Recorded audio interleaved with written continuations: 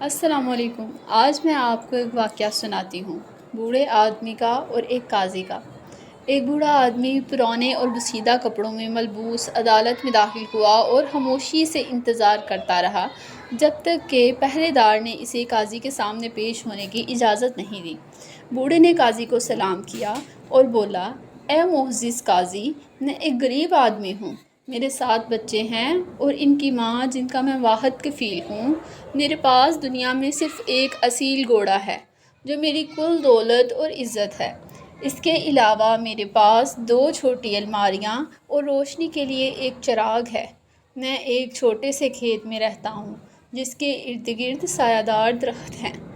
قاضی نے بوڑھے کی بات سن کر مختصر کرنے کے لیے کہا، میں سمجھ گیا ہوں اے بزرگ کہ تمہارے لیے تمہارا گھوڑا بہت زیادہ قیمتی ہے اور تمہیں اس کے بغیر مشکلات کا سامنا ہوگا، مگر برائے کرم اپنی بات صاف کرو اور اصل معاملہ بتاؤ۔ بوڑھے کی آنکھوں میں آنسو آ گئے، جسے دیکھ کر قاضی نے اسے بیٹھنے کو کہا اور بولا کہ اپنی بات جاری رکھو۔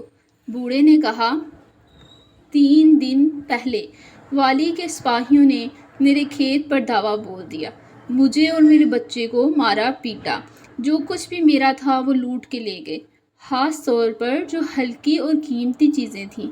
اے قاضی، مجھے انصاف دلاؤ اور میرا مال واپس دلاؤ، ان چوروں کو قید میں ڈال کر سزا دو۔ قاضی نے بوڑھے کی بات غور سے سنی اور سمجھا کہ وہ مشکل میں ہے۔